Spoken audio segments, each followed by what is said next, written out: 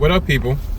Welcome to the third installment of Mike Steph's Wrestlemania Memories. This edition was centered around Wrestlemania 3, but I have to have a correction real quick because I mixed up the promo theme of the last two events. I said Wrestlemania 2 was bigger, better. No, that's Wrestlemania 3. Wrestlemania 2 was what the world has come to. Not much difference, but there's a reason why WrestleMania 3 was bigger, badder, and better. WrestleMania 3 originated from Detroit, Michigan on March 1987 from the Pontiac Silverdome. Another reason why it was bigger, better, and badder was because they packed 93,000 people in the Pontiac Silverdome to see the main event of Hulk Hogan versus the eighth wonder of the world, Andre the Giant, for the WWF World Heavyweight Championship. But that's not the match that I had in mind that piqued my interest at the tender age of 9 going on 10. This match is known for what has been said to be a classic in the annals of WrestleMania history. And that match would be between the Macho Man, Randy Savage, and Ricky the Dragon Steamboat. See, back then, this angle had been about 5 to 6 months in the making.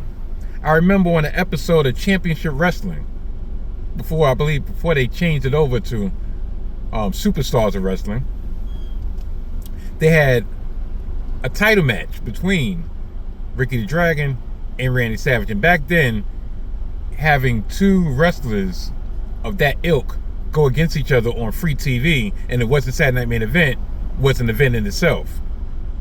So, long story short, they're going back and forth, and then the Macho Man just snaps because he came oh so close in losing the Intercontinental Championship. So he commenced to try to take the Dragon out. He tried to kill the Dragon. He focused on his larynx, his throat, with double axe handles from the top rope onto the guardrail. And when that didn't suffice, he got the ring bell and came down a couple times on the throat of Ricky the Dragon Steamboat. So in the months that followed, Ricky the Dragon, they showed little promo videos of Ricky the Dragon having to learn how to speak again, how to learn how to talk again. And then one of his first words upon his recovery was, "Macho Man, you will feel the fire of the dragon. The fire will burn you." Yeah. George the Animal Steele was in the corner of Ricky the Dragon, and the lovely Elizabeth was in the corner of the Macho Man. Throughout the year of 1986, the feud before it became the Dragon was George the Animal Steele versus the Macho Man. Numerous times, George the Animal had the Macho Man in trouble, and he used the lovely Elizabeth, or he used George the Animal's affection for the lovely Elizabeth to his advantage and escaped with the title. Now, as for the main event, unlike the main event of WrestleMania 2, was actually built up on Superstars of Wrestling. Piper's Pit, to be exact. There was one ceremony in which they gave Andre the Giant a trophy for all the years he was quote-unquote undefeated. I mean, I learned in my older years that he wasn't undefeated, but neither here nor there. This is 9.5-year-old Mike. So he got a trophy, and he looks at it, he's like, okay. And Hulk Hogan comes out and does how he usually does and takes over the segment, and Andre the Giant promptly leaves. Hogan's like, yo, what's going on? Why my man look dismayed? So the next week they come out and they give Hulk Hogan a statue, a trophy for going on 3 years. Well, no, going on at this time, going on 3 years as WWF champion. His trophy dwarfed the size of Andre the Giant, but I'm leaving out a very important thing. Accompanied Andre the Giant was Bobby the Brain Heenan. And Bobby the Brain Heenan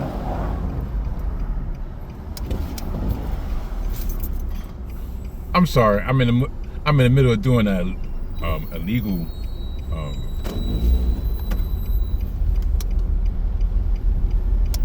U-turn, as you can see. Yeah. Stop looking at me. I see you. Yeah, y'all saw how I just freaked the U-turn because I'm just that type of driver. I'm that type of guy. Oh. Anyway, Andre the Giant was accompanied by Bobby the Brain Heenan.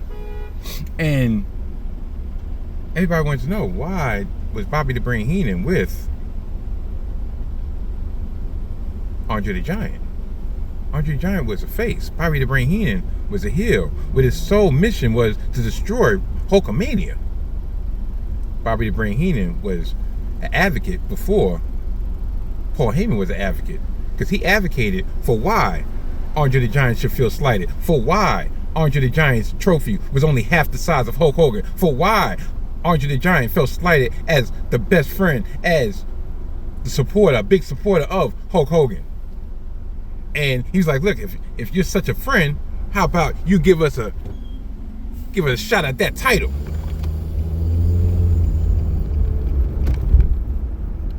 Needs to say, Hulk Hogan never willingly gave Andre the Giant a shot at that title. He was forced into it.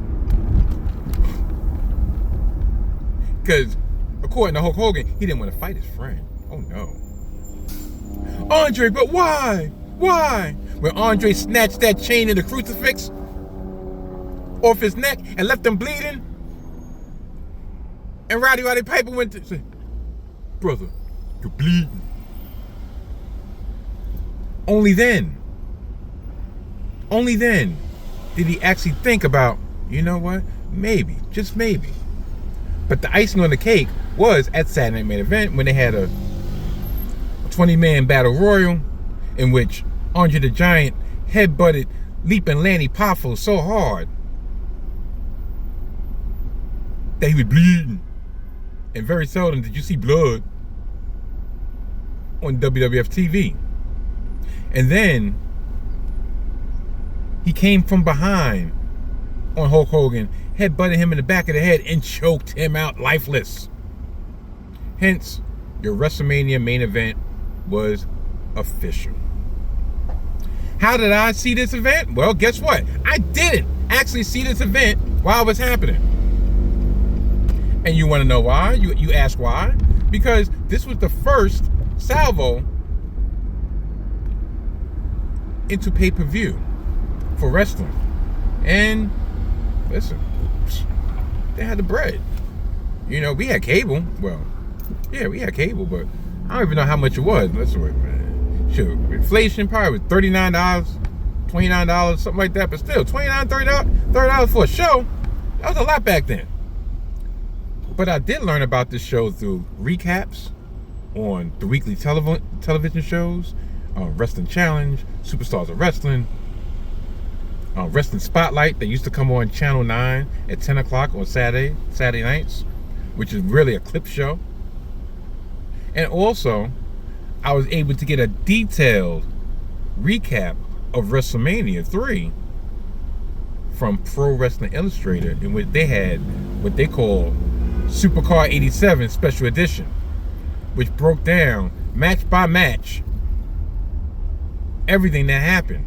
All the matches. You had the birth of Brutus the Barber Beefcake, in which he cut the hair of adorable Adrian Adonis in his hair versus retirement match against Roddy Piper.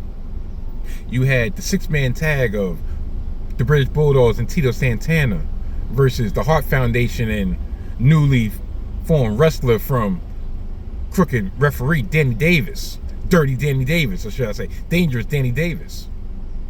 His crookedness spanned over a year, in which he allowed the Macho Man to win the Intercontinental Championship from Tito Santana after hitting Tito Santana with the foreign objects. The British Bulldogs lost their tag team championship against the Hart Foundation on Superstars of Wrestling, in which they mercilessly double-teamed Davey Boy Smith, and Dangerous Danny Davis looked the other way because he was paid off in full, and they lost their championship. So yeah. Then you had the natural Butch Reed with the blonde hair. Well, he went against Coco Beware. You had King Harley Race against the Junkyard Dog. He had a whole bunch of matches. I think you had Nikolai Volkov and the Iron Sheik versus the Killer Bees. It was match after match after match after match, but this was a two-match show. And everybody thought that Hulk Hogan was going to lose. I was hoping that Hulk Hogan was going to lose. But of course, he overcame all the obstacles, and he won, and he beat the 8th wonder of the world to put that final notch in his belts to continue his 3+ year reign as world champion. Yeah, as you can tell, I was getting tired. To tell you the truth, that's not even the main event I wanted. I felt that Paul Mr. Wonderful Orndorff should have not only faced Hulk Hogan at WrestleMania, but he should have won that championship for how he treated Hulk Hogan. But that's neither here nor there. Maybe we'll get to it, maybe we won't. Those are the days. Those are the days. I swear, when I saw those clips, I didn't know what to do. I was just like, damn, I wish I could see that. I mean, I saw it later on in life. Matter of fact, I think I saw it on VHS. Months and months and months later. But the fact still remained. Wrestling was a big part of my life. It was ingrained into my fabric. And my mom, this is what kind of mom my mom was. And I'm going to end off at this. My mom used to go visit a friend, and by this time I had the wrestling bug, and I loved wrestling magazines. And her thing was like, look, my son is reading. That's his hobby. Some people do comic books. He does wrestling magazines. So I would give her a list of wrestling magazines I wanted. And I wouldn't say at least once a month, she would go and she would get me a stack of wrestling magazines.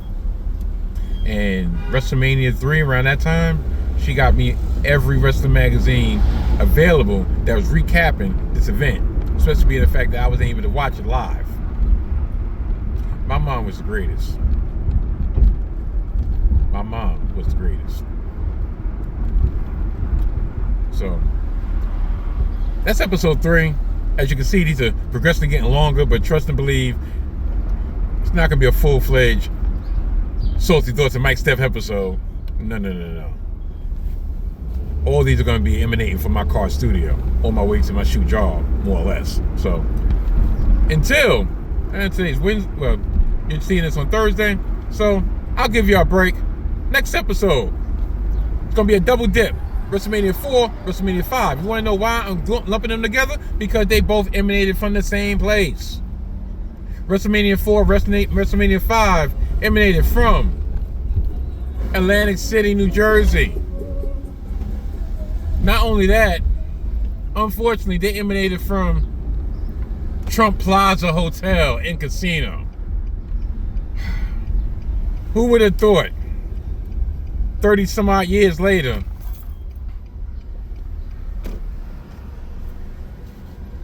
Trump. Anyway, we're not going to be political on this. So, until this weekend, well, matter of fact, until Friday. No, until Saturday. Hey, y'all know. When y'all see me, y'all know. Peace. Goodbye.